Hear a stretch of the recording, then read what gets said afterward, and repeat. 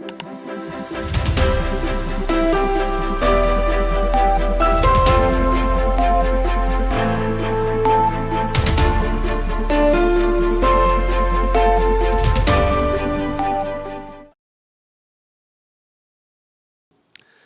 오늘은 혼돈의 시대를 사는 지혜 7번째로 실수를 덮는 믿음이라는 제목으로 말씀을 전하려고 합니다. 제가 미국에 와서 신학교를 다닐 때 참 재밌는 시험이 하나 있었는데, 기말고사 문제 중에 하나가 사역과 가정이 겹칠 경우에 당신은 어떤 선택을 하겠느냐라는 그 시험 문제가 있었습니다. 근데 그게 이제 수업 시간에 토론으로 그렇게 기말고사 시험 문제를 했었거든요. 왜 내가 그걸 선택했는지 그 이유까지 설명하는 그런 시간을 가졌었습니다. 참 한국에서는 그런 시험을 본 적이 없는데, 미국은 더 많이 열려 있구나, 참 많이 배웠던 시간이었던 것 같습니다. 그때 함께 수업을 듣던 미국 신학생들, 미국 친구들은 100% 당연히 가정을 택해야 된다라고 하면서, 당연히 가정이 무너지는데 어떻게 사역을 할 수 있겠냐, 당연히 가정을 택해야 된다라고 대답을 했고, 대부분 당연히 공감이 되는 이야기들이었습니다. 그런데 사실 목회를 하다 보면 100% 가정을 선택할 수 없을 때가 많다라는 것을 굉장히 많이 느끼게 됩니다. 그래서 저는 그때 제 기억에는 저의 솔직한 답변을 했던 것 같아요. 한국과 미국의 문화 차이가 있고, 한국 교회와 미국 교회의 또 어떤 그런 문화 차이가 있기 때문에 내 솔직한 대답은 아마도 그때그때 다를 것 같다. 매번 나는 가정을 택한다, 매번 나는 교회를 택한다 라고 대답은 하지 못하겠고, 때로는 교회를 위해서 가정이 좀 손해나 어려움을 당해야 되는, 가정에게 미안해지는 그런 경우가 생길 수도 있고, 때로는 가정 때문에 교회에게 좀 미안해하는 경우도 생길 수 있을 것 같다. 근데 더 솔직하게 얘기하면, 교회를 위해 가정에게 미안한 걸 선택하는 건 참 쉽게 선택하겠는데, 가정을 위해 교회에게 미안하게 하는 일은 지금까지는 참 선택하기 어려웠고, 앞으로도 사실은 그럴 것 같다라고 그렇게 저는 대답을 했습니다. 그랬더니 교수님께서 충분히 그 마음은 이해하지만 그건 정답이 아니다라고 말씀을 하셨습니다. 사실 목회자로서 설교하는 것이, 매주 설교하는 것이 참 쉬운 일은 아니죠. 근데 그 중에서도 어려운 설교를 꼽으라고 하면, 특별히 5월 가정의 달이라고 하는 이 5월에 설교하는 것이 굉장히 힘이 듭니다. 왜냐하면 설교라고 하는 것이 사실은 설교를 하는 제가 첫 번째 청중이자, 제가 하는 설교에 제가 가장 열심히 설교를 살아내려고 노력해야 되는 사람인데, 늘 가정에 대해서, 또 특히 이렇게 어버이 주일 같은 경우는 참 제가 설교를 하면서도 내가 이렇게 못 살고 있는 내 자신이 너무나 마음이 걸리기 때문에 가장 어려운 주간 중에 하나입니다. 사실 목회를 한다는 핑계로 한국에 계신 양가 부모님, 아버님과 또 어머니께 늘 효도를 못하고 이렇게 살아가는, 멀리 나와서 살고 있는 저의 모습이 너무 죄송하기도 하고, 또 어버이 주일인데 우리 사랑하는 세빛사랑 우리 교회 성도님들을 생각해 봤더니, 주로 어버이 주일에는 우리가 효도해야 됩니다, 이것이 성경적 가치관입니다 라고 설교를 주로 많이 하는데, 다 효도를 받으셔야 될 분이 앉아 계셔서 이거를 얘기해 봐야 얼마나 공감이 될까라는 생각에 이번 한 주간 고민이 참 많았습니다. 제가 그렇게 살아내지 못하고, 또 우리 어떤 컨텍스트가 좀 안 맞지 않나 그런 생각도 있었는데, 사실 사사기를 저희가 계속 보고 있는데 마침 또 여기에 한 가정의 이야기가 나오게 됩니다. 그래서 이 가정의 이야기를 가지고 오늘 함께 말씀을 나눌 건데요, 이것이 이 혼돈의 시대를 우리가 살아갈 때 어떤 모습으로 살아가야 되는지, 특별히 가정 안에서 우리가 좀 더 어떤 것들을 노력해야 되는지, 좀 더 넓은 관점에서, 신앙의 전반적인 관점에서도 오늘의 주신 말씀을 우리가 하나님의 교훈으로 받고 한번 실천해 봤으면 좋겠습니다. 오늘 본문은 우리가 함께 읽었던 것처럼 사사 입다라는 이 사람에 관한 이야기입니다. 사사 입다가 하나님의 능력으로 굉장한 승리를 경험하게 됩니다. 그리고 그 승리를 경험했으면 당연히 그 승리 이후에는 행복해야 되는데, 이 사사 입다가 행복하다고는 할 수 없는 일이 벌어지게 된 것이죠. 어쩌면 말도 안 되는 일이 그 가정에 벌어지고 말았습니다. 세상적으로 얘기하면 그냥 마치 TV에 나오는 시트콤과 같은 그런 일이 벌어졌는데, 그냥 TV에 그런 시트콤이면 웃자고 이렇게 했겠구나 싶겠는데, 그게 아니고 현실 속에서 이런 일이 벌어진다라면 너무 끔찍한 일이 벌어졌던 것이죠. 오늘 본문의 주인공인 사사 입다는 원래는 서자였습니다. 그러니까 기생에게서 낳았던 아들이라고 설명을 하고 있고요. 또 이 입다의 아버지가 본초로부터도 많은 아들을 낳았다고 성경은 기록하고 있습니다. 그래서 그 본초로부터 나왔던 그 형제들이 어느 정도 자라고 나서 너는 같은 배에서 태어난 형제가 아니니 우리 집에서 살지 말고 그냥 어디 다른 데 가서 살아라 라고 쫓겨나는 인생이 되게 되죠. 그래서 오늘 성경에 보면 돕이라는 땅에 가서 또 잡류라고 하는, 그러니까 그냥 그렇게 세상에서 떠돌이처럼 살아가고 있던 그런 사람들과 함께 지냈다라고 성경은 입다에 대해서 설명을 하고 있습니다. 그런데 이 입다를 성경은 큰 용사다라고도 설명하고 있거든요. 그런 인생을 살아가는데 큰 용사라고 불리는 것을 봤을 때 아마도 싸움이나 전쟁에 능했던 그런 사람이었던 것 같아요. 이 당시에 이스라엘 백성들이 다시 암몬이라는 족속으로부터 어려움을 당할 때였습니다. 그러다 보니까 이 입다의 도움이 필요했던 거죠. 이스라엘 장로들이 입다를 찾아가서 우리를 위해서 좀 싸워줄 수 없겠습니까? 라고 요청을 했고 입다가 거기에 응하고 어쩌면 내가 뭐 입심양면을 할 수 있겠다 생각을 했을지 모르겠는데 그 이스라엘의 전쟁의 장수로 그렇게 나아가게 됩니다. 그런데 입다가 이 암몬과의 전쟁을 나아가면서 어떤 서원을 했냐면 하나님께서 나에게 승리를 주시면 내가 승리하고 돌아갔을 때 가장 먼저 나를 반기는 사람을 번제물로 하나님 앞에 드리겠습니다 라고 하는 이해가 안 되는 서원을 하나님 앞에 드리게 되죠.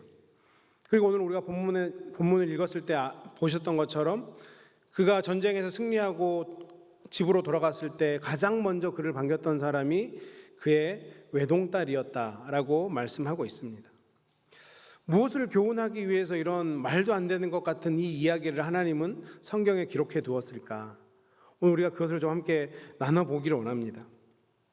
먼저 오늘 본문 29절 첫 번째 절을 다시 한번 보시면 이에 여호와의 신이 입다에게 임하시니 입다가 길르앗과 므낫세를 지나서 길르앗 미스베에 이르고 길르앗 미스베에서부터 암몬 자손들에게로 나아갈 때에 이렇게 말씀하고 있습니다. 성경은 지금 입다에게 여호와의 신이 임했다라고 기록하고 있죠.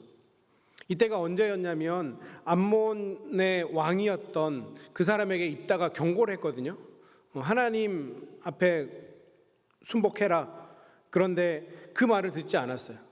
그랬더니 여호와의 신이 임해서 하나님이 전쟁을 하게 했다라고 하는 것입니다.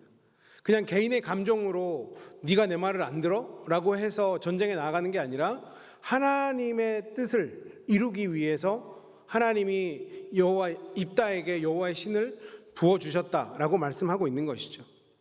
여호와의 신이 임했다라고 얘기하는 것은 어떤 뜻이냐면 하나님께서 그냥 수동적인 자세로 이 상황을 관망하지 않겠다라는 것입니다. 본격적으로 역사에 개입해서 하나님의 뜻을 이루시겠다라고 하는 거죠. 아마 출애굽기 성경 공부를 하시는 분들은 우리가 지난주에 공부했던 내용인데요.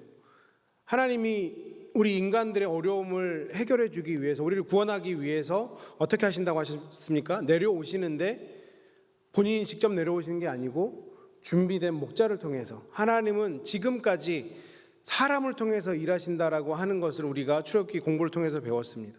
마찬가지로 하나님께서 그 일을 이루시기 위해서 입다에게 성령의 충만함을 허락하셨다라고 하는 것입니다. 그리고 29절 말씀을 다시 한번 보시면 여호와의 신이 임하니까 입다에게 어떤 일이 일어나냐면 입다가 길르앗과 므낫세를 지나서 길르앗 미스베에 이르고 길르앗의 미스베에서부터 암몬 자손에게로 나아갈 때 제가 노란색으로 만들어 온 저 단어 지나서 이르고 나아갈 때 성령님이 임하시면 성령 충만하면 우리 삶 가운데 일어나는 일들이라는 거예요. 지나고 이르고 나아간다. 그런데 사실은 히브리어 원어로 보면 동일한 단어입니다. 한 가지 지나간다. 패스 오버라는 단어로 킹 제임스 버전에서는 트랜슬레이션을 했는데요. 정말 하나님이 임한 자, 성령이 충만한 자는 정말 이런 일들, 이런 추진력이 삶에 생긴다라고 하는 것입니다. 혹시 오늘 나의 삶에 이런 추진력이 안 생겼을 때, 아니면 어떤 열정이 부족할 때, 열매가 부족할 때, 그때는 한번 혹시 내가 성령 충만하지 않지 않아서 이런 일들이 안 일어나는 건 아닐까 한번 고민해 보셨으면 좋겠습니다. 나에게 여호와의 신이 임하면 이런 일들은 자연히 일어나야 되는 거예요. 전진. 이 일들이 성령 충만한 자들에게는 일어날 수밖에 없다라고 하는 것입니다. 세상 사람들도 어떤 일에 강한 추진력을 가지고 갈 때 어떻게 표현합니까? 아, 저 사람 신들린 사람 같다. 신들린 것 같다. 정말 신바람 나는구나. 세상 사람들도 그렇게 이야기하지 않습니까? 우리에게 성령의 부어주심과 감동이 없다면 그 어떤 열정도 나타날 수가 없는 거죠. 성령 충만함이 나에게 있다면 우리의 인생은 계속해서 전진하고 또 그런 추진력을 가지고 나아갈 수밖에 없다라고 하는 것입니다. 사실 지금 우리의 삶 앞에도 우리가 감당해야 될 여러 가지 일들이 있지 않습니까? 이런 일들을 감당할 때마다 척척 진행되는 은혜가 있기 위해서는 단 하나, 성령 충만함을 구하셔야 됩니다. 우리가 성령 충만함을 입었을 때 우리를 통해서 하나님이 일하시는 거기 때문에 그런 놀라운 추진력이 일어난다고 하는 거죠. 나에게 있지 않던 용감함이 생기기도 하고요. 나에게 부족한 지혜가 생기기도 합니다. 내가 더 강해지고 더 열정으로 나의 삶을 대할 수가 있게 되고 때때로 필요한 분별력이 내 삶 가운데 생기게 되는데 그 모든 근원은 성령 충만함이다. 그러면 우리는 성령 충만함을 구해야 된다라는 것을 오늘 본문 말씀을 통해서 우리가 먼저 깨달았으면 좋겠습니다. 여호와의 신이 인간에게 부어주면 아무도 막을 수 없는 그런 놀라운 추진력이 생겨날 것입니다. 그렇게 우리가 이 혼란의 시대를 살아갈 때 여호와의 신을 의지하면서 그분을 갈망하면서 살아간다고 하면 이 혼란의 시대도 하나님이 주시는 능력으로 그 은혜로 날마다 전진할 수 있고 날마다 승리할 수 있는 그 삶을 살아가게 될 것입니다. 오늘 본문이 여기서 이렇게 아름답게 끝났으면 좋겠어요. 승리하고 하나님의 성령 충만함으로 승리했으면 좋겠는데 안타까운 이야기가 이어지게 됩니다. 갑자기 이해가 안 되는 장면이 나오게 되는 거죠. 암몬과의 전쟁의 승리를 위해서 이 입다가 말도 안 되는 소원을 하는 겁니다. 설교를 준비하면서 주석을 보니까 이렇게 표현하더라고요. 지나친 충동과 열정으로 경솔한 맹세를 한 것이다. 우리는 누구나 그럴 수 있습니다. 사실은 우리가 연약하기 때문에 열정이 지나치면 누구나 그럴 수 있죠. 실수할 수 있습니다. 제가 신학교를 다닐 때 저희 학번 동기 중에서 나이가 한참 많은 형님이 계셨습니다. 저보다 한 7살 정도가 많아서 그때 일이 아마 제가 3학년 아니면 4학년 때쯤 일이었으니까 그 형님은 벌써 30 즈음 되셨을 것 같아요. 근데 이제 그 형님이 나이가 이제 찼으니까 그때 이제 결혼을 한다고 저희 동기들이 뭐 축가도 준비하고 막 그랬던 때였거든요. 오늘 학교를 끝나고 지하철역까지 저희는 한 20분 정도 걸어가야 되거든요. 학교에서 한참 걸어가는데 그때 제 기억에 정확하진 않지만 3명이나 4명 정도가 같이 지하철역을 걸어가고 있었는데 그때 그 형님이 손에 뭔가를 쥐고 있었는데 토큰이었어요. 그때만 해도 이제 토큰으로 버스를 타던 시절이었는데 그 토큰을 갖고 있다가 지나가다가 어떻게 하다가 그걸 떨어뜨린 거예요. 그 토큰이 땅에 떨어졌는데 하필 그냥 땅에 떨어진 게 아니라 하수구에 떨어진 거죠. 그러니까 이게 눈에 보이는데 집을 수는 없는 상황이 생긴 겁니다. 저 눈에 보이니까 뭔가를 뭐 긴 막대기라도 있으면 집을 것 같고 아니면 이걸 하수구 뚜껑을 드러내면 될까 했는데 뭔가를 남자 세네 명이 해도 안 되는 거예요. 그래서 이제 그렇게 한 10분, 15분을 길에서 지체하고 있을 때 이제 저희 머릿속에는 이거는 포기해야 되는 거다. 이제 이런 생각이 다 들고 있었는데 이제 그 형님 거니까 저희가 쉽게 얘기를 못 하고 슬슬 이제 안 될 것 같은데 있었는데 그 형님이 갑자기 나 저거 오늘 못 꺼내면 나 결혼 안 해 이러시는 거예요. 뭐 너무 경솔하죠. 결혼을 앞두고 있고 저희는 특송을 준비하고 있는데 근데 결국 어떻게 됐겠어요? 어떻게 됐냐면 못 끝냈어요. 하수구에 뚜껑이 눈에 보이는데 못 끝내고 그냥 집에 가야 되니까 갔죠. 그 형님 결혼하셨습니다. 결혼해야죠. 어떡합니까? 우리는 실수할 수 있어요. 경솔한 맹세를 얼마든지 할 수 있습니다. 그런데 오늘 본문과 다른 점은 뭐냐면 앞에 제가 얘기했잖아요. 지금 입다의 상태가 어때요? 성령 충만한 상태예요. 성령 충만한 상태인데 그 성령 충만한 상태에서 이런 말도 안 되는 경솔한 맹세를 했다라고 하는 게 이해가 안 되는 거죠. 그런데 이 상황이 우리에게 주는 교훈이 무엇입니까? 우리가 성령 충만할 때 조심해야 된다는 거예요. 특별히 성령 충만할 때 하나님의 일을 그 성령 충만함으로 하나님의 일을 감당할 때 정말 말없이 순종해야 되는구나. 말을 우리가 함부로 하면 안 되는구나. 아무리 하나님의 감동을 받아서 헌신하고 섬긴다고 해도 말이 많으면 허물이 드러날 수밖에 없구나를 오늘 입다를 통해서 배울 수밖에 없는 것입니다. 사람을 번제로 드린다는 건 하나님 금하신 제사법입니다. 안 되는 거예요. 하나님이 받지 않는 제사입니다. 그런데 지금 하나님이 금지하신 것을 성령 충만한 사람이 결정할 수 있느냐? 오늘 본문의 답은 뭡니까? 결정할 수 있다는 거예요. 성령 충만해도 하나님이 하지 말라는 것 할 수 있다는 겁니다. 그런데 더 재밌는 건 뭔지 아세요? 히브리서 11장 믿음의 명예의 전당에 가보면 입다의 이름이 있습니다. 입다가 믿음의 사람이라고 용사라고 기록하고 있는 거예요. 이런 본문을 보면서 우리가 생각할 수 있는 것은 무엇입니까?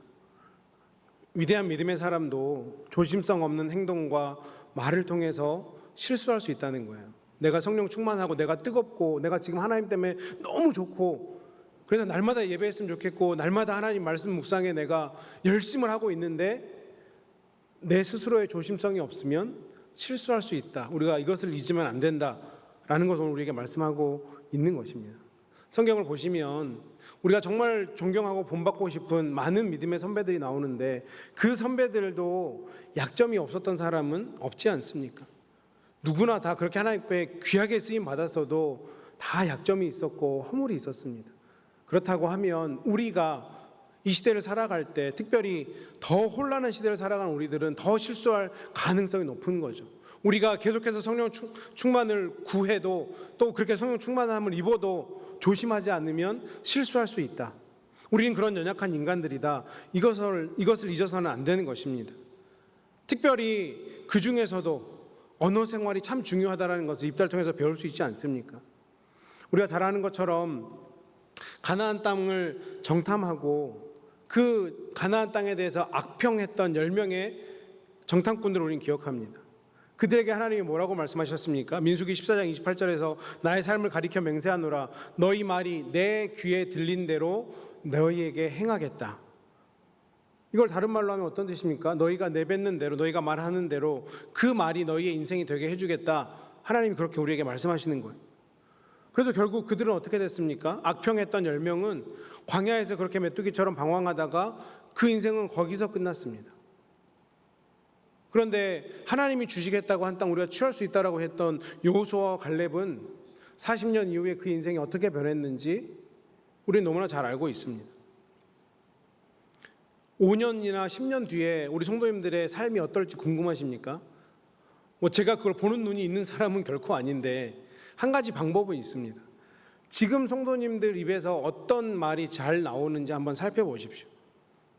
꿈과 비전을 그것이 이루어질 것을 선포하고 있는 말을 더 자주 하는지, 내 자신과 내 가족을 사랑하고 그 미래를 축복하는 그 믿음의 말을 많이 하고 있는지, 아니면 늘 컴플레인하고 불평하고 불만하고 지적하는 그런 얘기를 많이 하고 있진 않은지. 우리 사랑하는 자녀들의 미래가 궁금하십니까? 그러면 그 자녀들이 지금 어떤 얘기를 하는지 한번 주의 깊게 살펴보십시오. 성경적인 말을 하는지, 세상의 말을 하는지, 불신앙의 말을 하는지, 믿음의 말을 하는지. 하나님은 내 귀에 들린 대로 내가 너에게 행하겠다라고 분명하게 말씀하셨습니다. 우리 자녀들이 정말 승리하는 사람, 또 하나님께 쓰임받는 그런 자녀가 되기를 원하신다라고 하면 우리 자녀들에게 기회가 될 때 하나님께서 하나님 귀에 들린 대로 네 인생 가운데 행하겠다고 말씀하셨으니 우리가 축복의 말을 하고 신앙의 말을 하고 믿음의 말을 하고 비전 선포의 말을 하는 것이 너 인생에 훨씬 더 도움이 되지 않겠냐라고 권면해 주시는 부모님들이 되셨으면 좋겠습니다. 그렇게 주님의 일에 쓰임 받을 때 우리의 언어도 신중하게 사용함으로 이 언어 때문에 내가 성령 충만함에도 불구하고 실수하는 일이 없는 그런 주의 백성들이 다 돼야 될 것입니다. 주님의 일을 할 때 말없이 순종하는 자가 먼저 돼야 되고 우리 입에서 나오는 말은 정말 믿음의 말, 승리의 말, 긍정의 말이 되어야 될 것입니다. 특별히 저희가 5월 가정의 달을 보내고 있잖아요. 우리 사랑하는 가족, 정말 우리가 내 가족보다 사랑하는 사람은 그 어디에도 없을 것입니다. 그런데 그렇게 사랑하는 가족들에게 날마다 본다는 이유로, 내 가족이라는 이유로 더 사랑해주고 더 좋은 말로 축복해줘야 되는데 때로는 가시돋친 말로 그냥 내 마음이 속상하다고 그렇게 그 말을 많이 하고 있지는 않은지, 혹시 내가 내 사랑하는 가족들에게 말로 실수한 것이 있다면 정말 시간 더 뒤로 미루지 마시고 내가 그 말은 실수였다고, 내가 앞으로는 더 말을 조심해서 잘하겠다고, 사랑하는 말, 축복하는 말, 비전을 선포하는 믿음의 말, 그런 말들로 내가 가족을 더 세우겠다라고 또 그렇게 다짐하시고 가족들에게도 또 선포하시는 저와 여러분이 되셨으면 좋겠습니다. 그렇게 입다가 성령 충만함에도 불구하고 이런 말도 안 되는 실수를 했습니다. 그런데 하나님이 그러면 입다를 혼내실 것 같은데 또 하나님은 그렇지 않으셨어요. 32절 말씀해 보니까 이에 입다가 암몬 자손에게 이르러 그들과 싸우더니 여호와께서 그들을 그 손에 붙이심에, 어떤 얘기냐면 승리하게 하셨다라는 거예요. 입다의 그 실수 때문에 하나님이 그 승리를, 주실 승리를 안 주셨다, 이게 아닙니다. 이런 경솔한 소원을 했음에도 불구하고 하나님은 입다에게, 이스라엘 백성들에게 승리를 주셨습니다. 하나님은 그렇게 째째한 분이 아니라는 사실이죠. 우리의 실수 때문에 약속을 취소하거나 변경하거나 무효하시는 분이 아니라는 것입니다. 하나님의 이런 모습 때문에 사실 우리는 더 하나님을 신뢰할 수 있고 하나님을 더 의지할 수 있는 것입니다. 우리는 약하지만 하나님은 약하지 않습니다. 우리는 실수하지만 하나님은 실수하지 않으신 분입니다. 우리는 자주 마음을 바꾸지만 하나님은 결정하신 것은 그대로 하시는 분이라는 사실, 이것도 우리가 반드시 기억하셨으면 좋겠습니다. 그리고 나서 어떻게 입다가 전쟁에서 이겼는지 33절에서 이렇게 얘기합니다. 아로엘에서부터 민닛에 이르기까지 20성읍을 치고 또 아벨 그라밈까지 크게 도륙하니 이에 암몬 자손이 이스라엘 자손 앞에 항복하였더라. 굉장히 간결하게 말씀하고 있어요. 그냥 엄청난 큰 승리를 거뒀다라고 얘기하는 걸 보면서 정말 이거는 하나님이 하셨구나라는 것을 다시 한번 말씀하고 있죠. 여호와의 신에 감동한 자가 하나님 앞에 순종했을 때 하나님께서 그를 통해서 이렇게 놀라운 일을 이루셨다.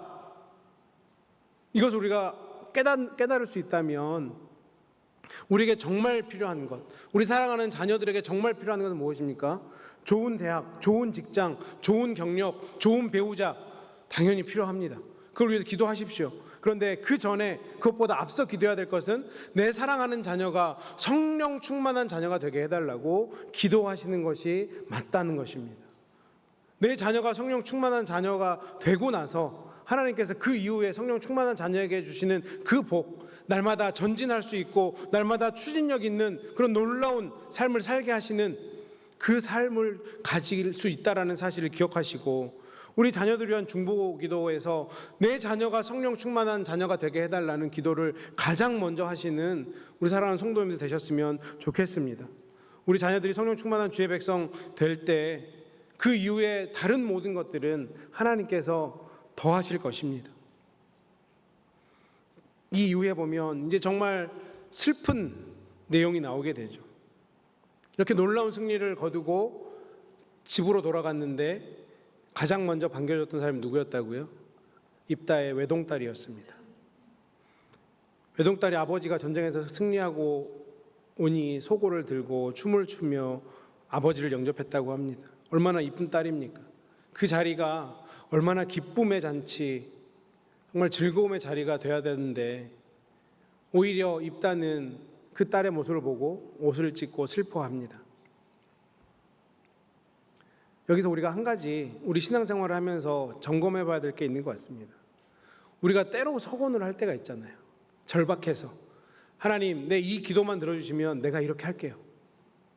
그런데 그 우리의 서원이 결코 우리의 기도의 응답의 조건이 되지 않는다는 사실은 반드시 기억하셨으면 좋겠습니다. 입다가 오늘 전쟁에서 승리한 게 입다가 서원해서 승리한 걸까요?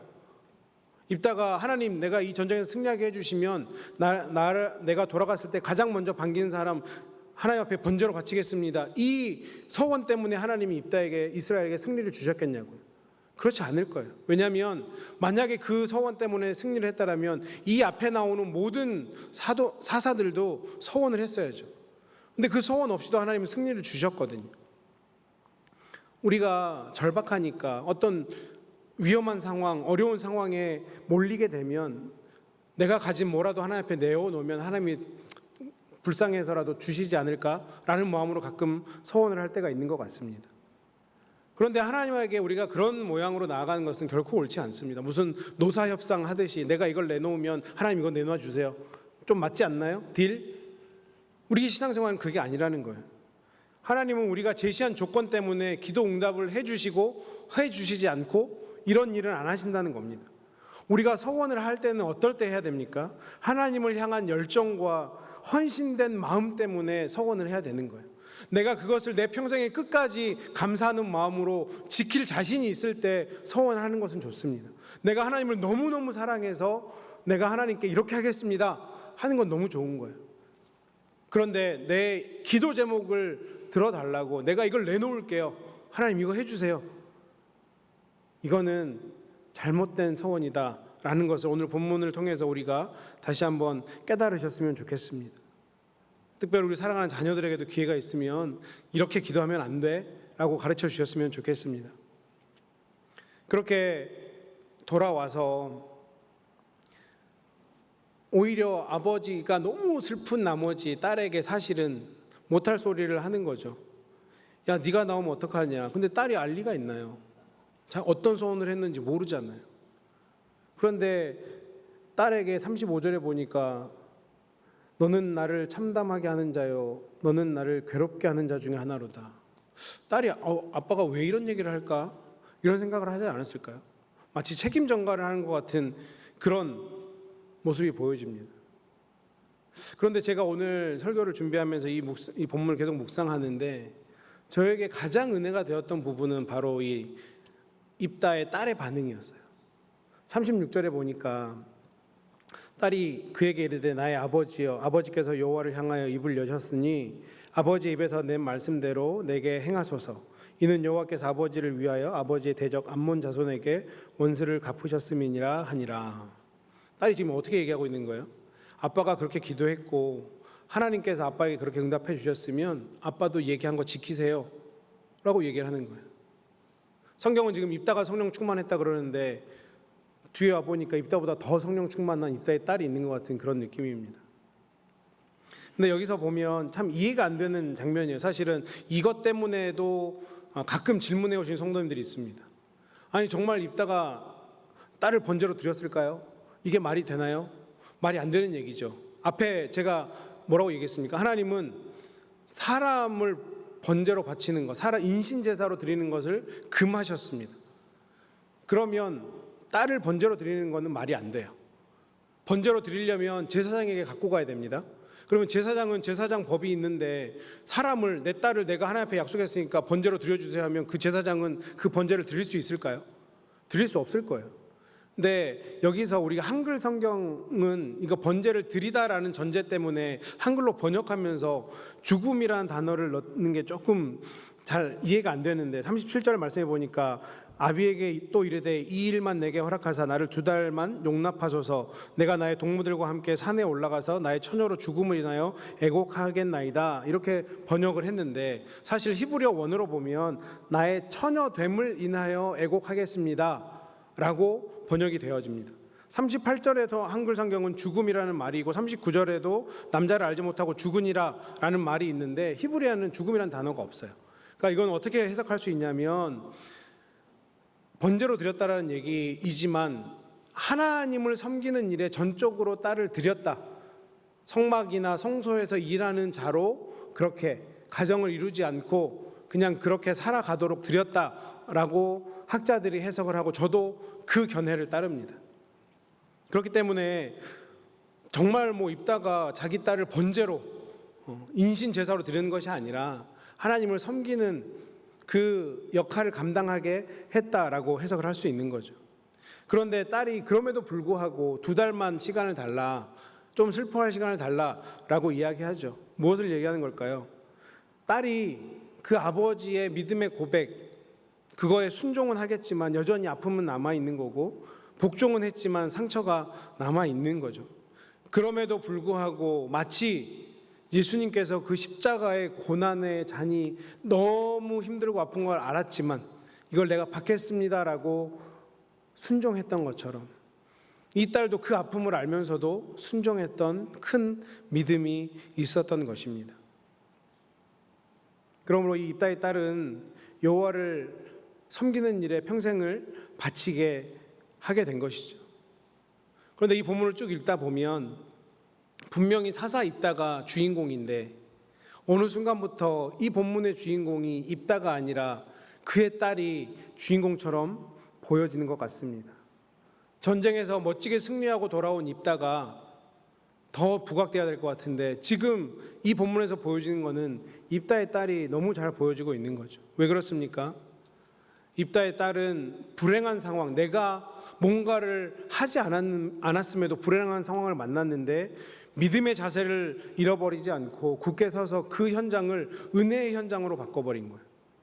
그 입다의 딸의 믿음이 놀랍지 않습니까? 실패하고 실수한 아버지를 믿음으로 다시 세운 겁니다. 히브리서 11장에 입다의 이름이 믿음의 사람으로 기록되었다고 말씀했습니다. 그러면 입다가 믿음의 사람으로 기록될 수 있었던 정말 큰 역할을 한 것은 이 딸이 역할을 하지 않았을까요? 이것이 또 오늘 우리에게 주는 메시지가 무엇입니까? 비록 내가 손해보고 내가 이해되지 않고 내가 어려운 그 상황을 만난다고 할지라도 우리가 믿음으로 이 상황을 이겨낼 수 있으면, 누군가의 실수를 덮어주고 그 사람을 세워줄 수 있으면 이를 통해서도 하나님은 그 사람을 믿음의 사람으로 세우시고 당연히 저는 이 입다의 딸은 하나님의 나라의 상급이 훨씬 더 클 거라고 생각을 합니다. 다시 한번 이 이야기를 우리 가정으로 가지고 와볼까요? 우리 가정 안에서는 어떻습니까? 제가 전에도 한번 말씀드렸는데 이민 생활 힘드시잖아요. 이민 생활 힘드니까 자꾸 누군가에게 책임을 돌리고 싶잖아요. 내가 그놈 믿고 왔더니 고생만 죽살나게 하고 내가 왜 왔는지 모르겠다. 옆에 보시면 안 돼요. 지금 옆에 보시면 안 됩니다. 네, 고개를 딱 저만 보세요. 네, 오늘 집에 가시면서 힘드실 수 있어요. 내가 제일 사랑하는 가족인데 그 가정에게 주지 말아야 될 상처를 주는 일은 없었습니까? 그냥 가시돋친 말 한마디, 내 마음이 좀 편하자고, 내 기분이 시원해지자고 그렇게 했던 적은 없습니까? 오늘 이 입다의 딸의 모습이 저와 여러분의 모습이 됐으면 좋겠습니다. 때로는 가족 안에 실수할 수 있죠. 우린 연약하니까, 우린 부족하니까, 세상은 너무 혼란하고 어려우니까 실수할 수 있습니다. 그러면 그 실수를 그냥 지적하는 게 그 사람을 올바르게 해줄까요? 아니면 그 실수를 따뜻하게 믿음으로, 사랑으로 덮어주는 게 그 사람을 더 올바르게 세우는 길일까요? 정답은 잘 아실 거라고 생각합니다. 제가 설교를 하고 나면 그렇게 버벅거린다고 누군가는 저에게 그렇게 얘기를 합니다. 본인도 가끔 특송할 때 가사 틀리고 마음대로 짓고 하거든요. 저는 거기에 대해서 크게 얘기하지 않습니다. 하나님 받으셨으면 됐지. 지적하는 인생이 아니라 덮어주고 이해해주고 그렇게 용서해주고 기다려주는 인생. 그 사랑, 그 믿음이 한 인생을, 입다를 믿음의 사람으로 만들었다라고 하는 것. 이것이 오늘 우리에게 교훈이 됐으면 좋겠습니다. 억울하죠. 남의 실수는 지적해야 직성이 풀리고 속이 시원한데 그걸 덮어주는 건 굉장히 억울하고 힘든 일입니다. 하지만 그 억울하고 힘든 그 사랑의 모습을 보여주면 한 인생이 하나님 앞에 더 믿음의 사람으로 세워줄 수 있다라고 하는 그것. 실수를 덮는 믿음. 오늘 이 믿음의 사람으로 우리가 이번 한 주간을 살아가시고 우리의 남은 여생을 살아가심으로 정말 많은 죽은 사람들을 하나님 앞으로 인도하고 믿음의 사람으로 세울 수 있는 그 일에 쓰임받기를 주님의 이름으로 축원합니다.